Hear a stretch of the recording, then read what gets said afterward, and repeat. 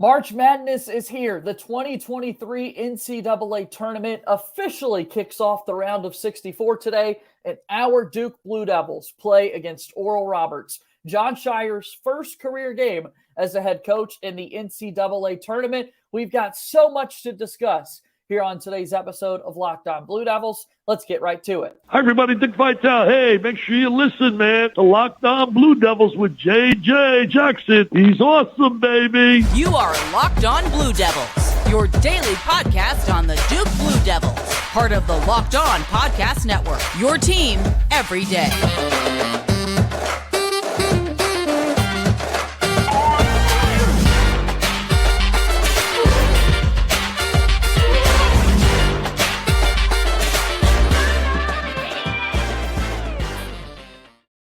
Hello, everybody, and welcome into another episode of the Locked On Blue Devils podcast. My name is J.J. Jackson. It's so great to have you here with us on game day. Duke takes on Oral Roberts to kick off the 2023 NCAA tournament, the 5-12 matchup that we'll be discussing here throughout today's show. My buddy Ryan Lohman at the Duke Nation will be a part of our program today to talk everything you need to know about this matchup and what it's going to take for another big-time Duke tournament run. If you haven't done so already, please be sure to follow and subscribe to this podcast for free wherever you get your podcast. If you're listening to us on the Apple Podcast platform, we would greatly appreciate a 5-star rating and review. Your support of this program is absolutely incredible. It means the world to me when you take time out of your day to listen to what we have to say about all things Duke basketball. Now, also on today's show, as we talk about the NCAA tournament, if you're watching us on YouTube, I'd really appreciate if you like the video, hit that subscribe button. We surpassed 900 subscribers. Really exciting moment for the podcast here. Our ultimate goal is still that 1,000 mark, so we're on our way there. But without further ado, let me bring on my good pal Ryan Lohman, who joins us here on today's show. Best time of the year, man, and I thought nobody else that I wanted to kick off the March Madness run than you, my friend. So welcome into the show. Thank you, man. I appreciate it. It's like we got done saying before we jumped on here, it's the best time of year, especially for sports. NBA is starting to ramp up as far as the player getting into playoff mode goes, and teams battling out there. And then March Madness, I can't beat it for sports. Spring's in the air in a lot of places, not really where I'm at yet, but we're getting there, a little bit warmer weather. So it's positive vibes all around. And March Madness just is the cherry on top. So I'm super pumped for it. Hopefully Duke gives us something to cheer about. So absolutely. Yeah, we need something to cheer about as we jump into the NCAA tournament. We get ready for Jon Scheyer's debut here tonight as he will coach his first game in the NCAA tournament, looking for win number one. Obviously, it's a little different. You think March Madness, you think Mike Krzyzewski. This time we got to settle for Aflac commercials that he and Dawn Staley are a part of. They've replaced the football duo of Deion Sanders and Nick Saban. So no Coach K, who had 101 wins in his NCAA tournament career. Duke fans wish it was 103, but 101 wins. And here we are, Ryan. We're just looking for win number one to get started here with the Jon Scheyer era.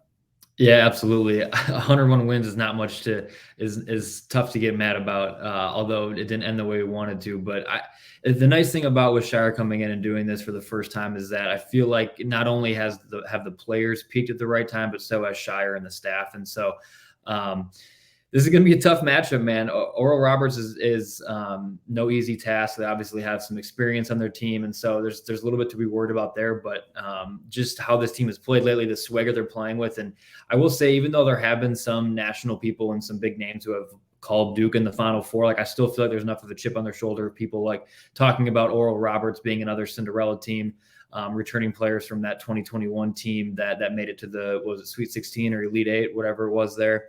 And so I still think there's a chip on their shoulder with a lot of people betting against them in that game, and still have a lot to prove. They came into this tournament probably thinking they were going to be a 4 seed, and they're a 5 seed against one of the best 12 seeds that there is out there. So definitely going to play the chip on their shoulder, and they've been playing that way for the last 9-10 games. So I'm excited to see exactly what kind of fire they come out with tonight.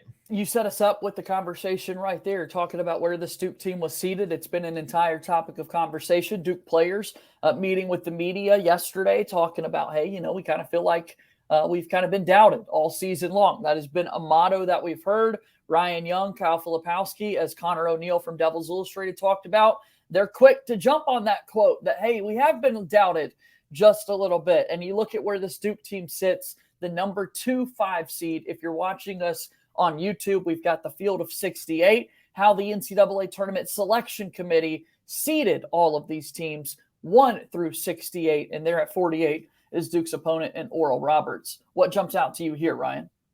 Yeah, the biggest thing for me that Duke can put the chip on their shoulder is that they basically beat UVA twice. I shouldn't say basically, but like they should have. And they did, yeah. It's still ranked 2 spots ahead of them.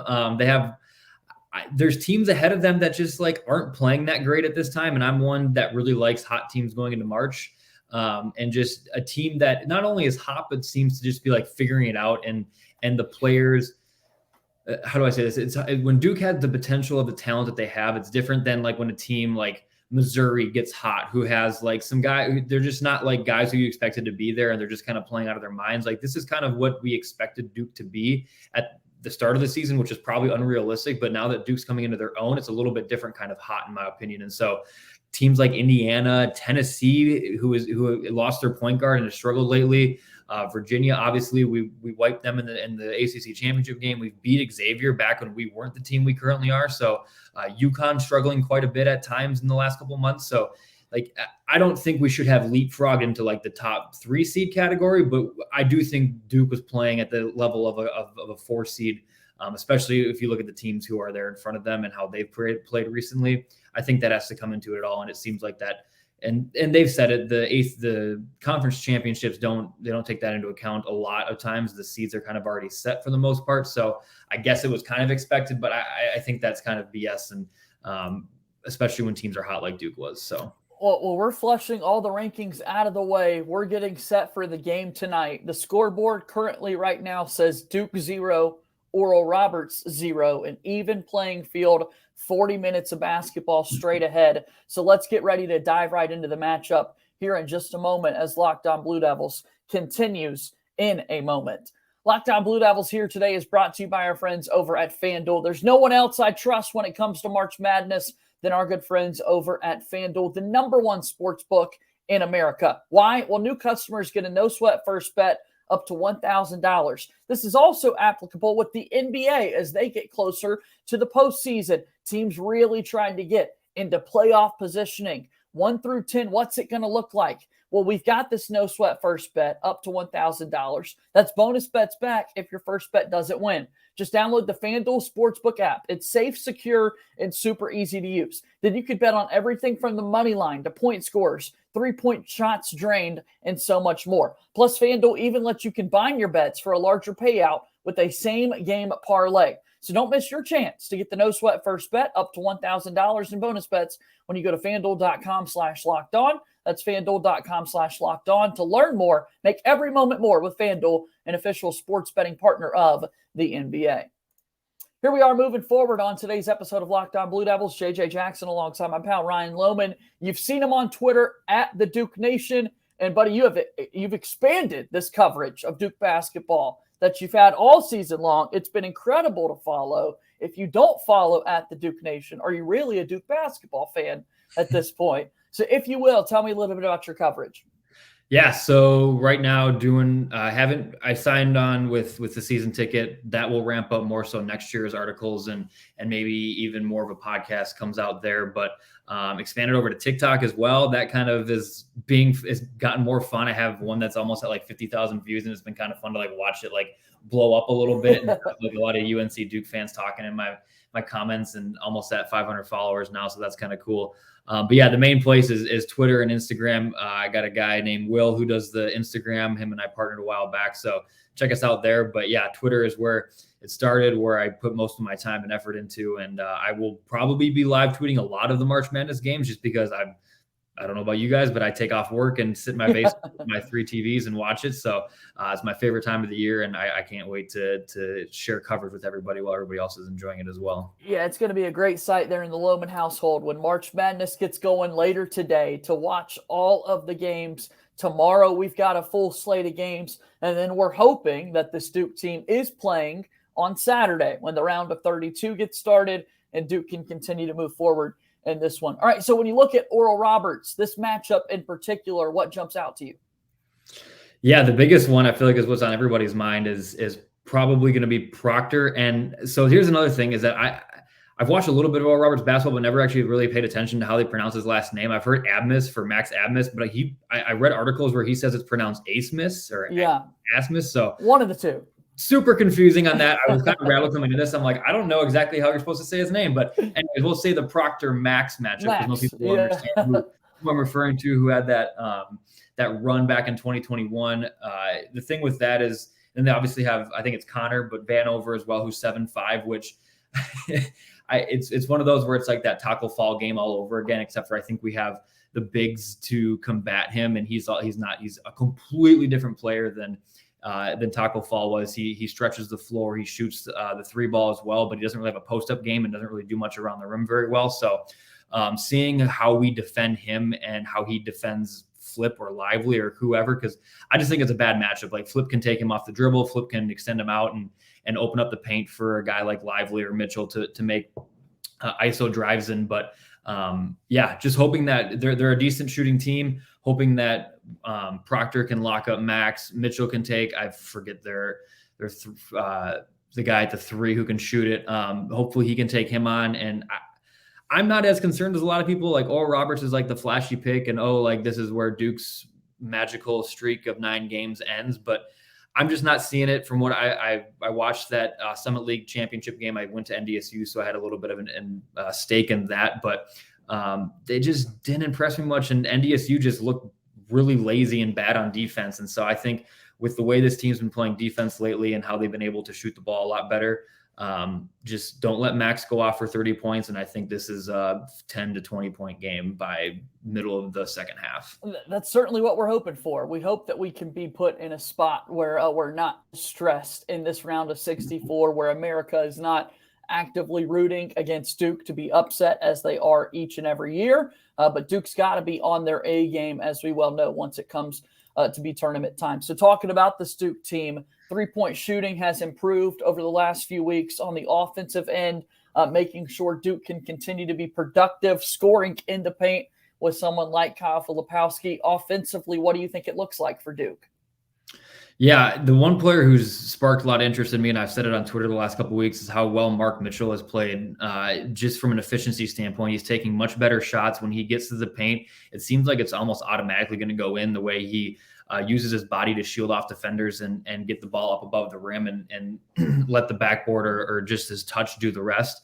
Obviously, Tyrese Proctor, who at one point was shooting a sub 30% from three, is now up over 30%, which not an ideal shot, but we all knew he had that shot and he had the ability to knock it down. So seeing that has been great. And then just kind of a sneaky X factor that he's been consistent when he's played is Dariq Whitehead. Shooting 41% from three is huge for this team. And in March, you need shooters to shoot well, and you need guard play. Obviously, that's the hot topic these days, is good, solid guard play, and shot makers are what gets you through March. And right now, I think Duke has the best, or has one of the best, if not the best, backcourts coming into March and the hottest. So Roach and Proctor just doing their thing that they have been doing for the last couple of weeks, and then Whitehead knocking down shots when he can, just huge. And then obviously Flip just being consistent. You can't have him getting into foul trouble, turning the ball over, got to limit those. And so this Duke team just keeps clicking on offense, and it's been fun to watch. It's really fun to watch what the Duke team has been able to do so far this season, and we're hopeful that it can continue as we go into this deep March run and seeing what the offense looks like from both the outside and the interior. It's time for freshmen to make an impact. It's time for Derek Lively II and Kyle Filipowski to be grown men in this matchup, because guard play is what we talk about a lot in March, and yet here with Vanover on the Oral Roberts side and Filipowski and Lively, it could come down to a battle of the bigs and what kind of an impact those fellas could make. Yeah, it's just I'm very interested to see how Oral Roberts uses him and guards us, because they were reluctant to go to zone a lot this year, and I'd be interested to see if that's what they go with Duke having Lively and Flip as the 2 7-footers down low and just trying to clog that paint and mess it up as much as possible and forcing Duke to hit shots, which I said it on Twitter. I said it in a direct message yesterday. Like I'm very confident that if they go to zone, that we'll knock down shots and that will force them to go back to man eventually. Now, how we guard Vanover is another interesting thing. Are we going to just stick Lively on him, have him follow him around, or is it going to be a flip thing? So to me, I'm not super concerned with either. I prefer flip goes on him and can, as Vanover is one to stretch the floor, you just keep Lively back down in the paint or whoever he would end up guarding then. Have Flip trail him all over as he tries to chuck up his threes and his jump shots, as any 7'5" guy likes to do, and kind of just roll with that. But very interested to see how the coaching staff does it. I think they've said Jay Lucas has kind of been the D coordinator this year, so what he has to draw up is going to be interesting. But very excited to see that, especially with the staff coming in as hot as they have been. Yeah, as we talked about, Vanover on the offensive end of the floor at 7'5" also stretches it out a little bit, much like Filipowski. He's hit 42 three-pointers this season, right at about a 33% clip. Second time that Connor Vanover has been on a bench opposite the Duke Blue Devils in his career. As we discussed earlier in the week, Connor Vanover was at Arkansas the last 3 years, did not play at all against Duke in the Elite Eight matchup last season, transfers down from an SEC school to be on a Summit League championship team at Oral Roberts, and now he's much more of a factor. So the big fella can get out and shoot it a little bit, which is something that you've got to be wary of as well. And I'm sure, as has been discussed this entire season, talking to the defensive coordinator, Jay Lucas, and what he's been able to do with the staff. Man, Ryan, I tell you, Duke takes you off the three-point line. Like, if you're a team that likes to shoot threes, sorry, Duke's not going to let you do that. Yeah, that's what I'm like. I don't know. Like I feel like I'm overconfident. Like everybody, like every year we get this way. Yep. Yeah, like my buddy Russ, Duke Better on Twitter. Like I had to give him crap because he just is hyping up Oral Roberts so much, and I get it. They are a very good team. They swept their league. Like they're no slouch, but it's not, and that has nothing to do with how good they are. It has to do with how confident I am in Duke and their ability to, like you said, take guys off the three. Their shooting has drastically improved the last couple of weeks of the season. Flip playing at a all ACC level, obviously, and I'm just more confident in our guys than I am that they will be up to the challenge than I am in Oral Roberts stepping up and getting an upset here. Yeah, much respect to this Oral Roberts squad. I like Duke better. I think Duke's going to be able to find a way to get this done. They're playing at Duke for a reason. The Summit League certainly did not test Oral Roberts to the degree that the ACC did for Duke and their non-conference schedule. Some are probably going to take that as a slight. I don't know how you would do that, though, when you just look at the level of competition being played in those conferences. Yeah, I don't blame Oral Roberts at all. And they went at Houston this year and got beat, but I don't put much stock in the November games and December games of the non-conference schedule for big-time schools like us, or even the mid-major schools as well. It's just you're still trying to find out who you are as a team. And like you said, they have transfers coming in just like any other team does. So just trying to get a feel for it. Houston locked them down. It was a 30-some point game. So it's not a slight against Oral Roberts. I just think this Duke team is trending in the right direction on both sides of the ball. It's not like they're just shooting threes and getting lucky every game. They are a lockdown defense right now, which is exciting to see in Duke jerseys again.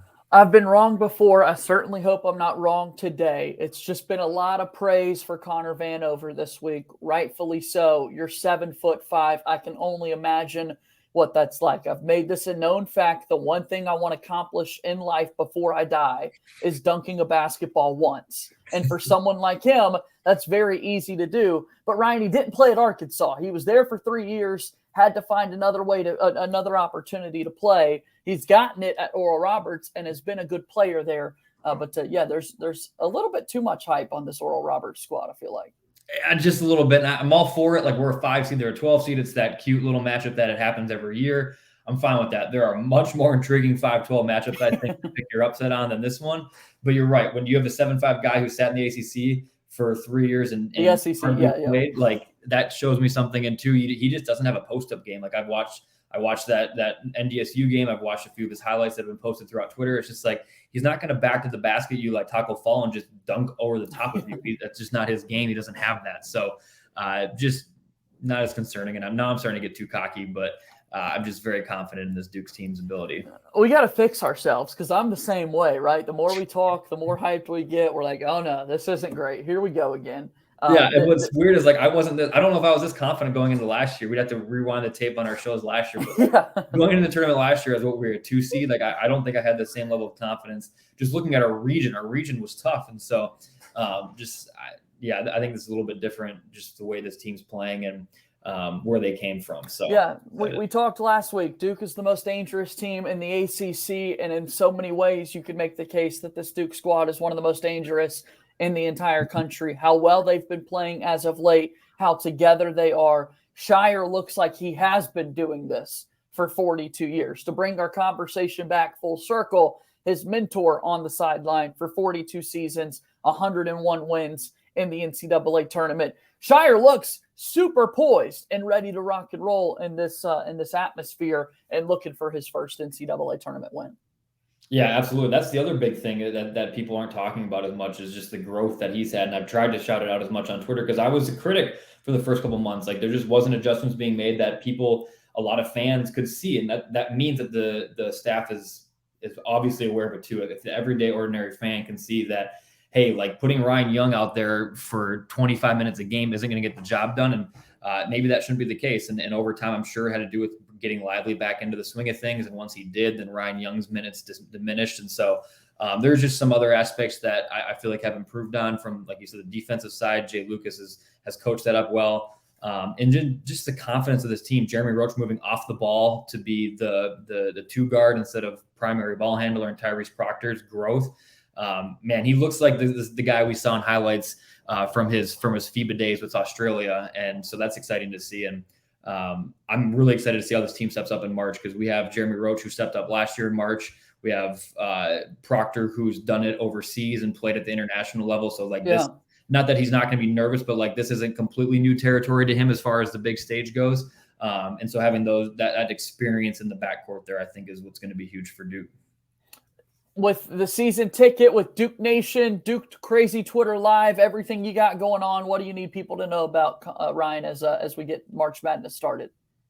Yeah, I mean, I might be recording a podcast at some point here before the game with a couple guys that run the Duke Nation podcast with Dan Labiorla and Nick as well. We do it. I haven't been on it as much as I would like to. It's going to change going forward, but probably on the lookout for that. But yeah, I'm hoping this year that I start tweeting out some more stuff other than Duke throughout the tournament, because it's so exciting to watch it and to not share my thoughts is weird while I'm watching basketball. So I'm gonna have to do that a little bit more this year. I love that. Well, thanks so much for the time. Enjoy the game today. And hopefully when we talk again, we're still talking about this Duke March Madness. I'm not ready for, is he coming back or not conversations again. We're not ready for that at all, Ryan. Not yet. I started to see all the transfer portal stuff happening this week, and it's like, oh my God, let's just have this run extend at least to the end of March so we can not worry about that for another few weeks.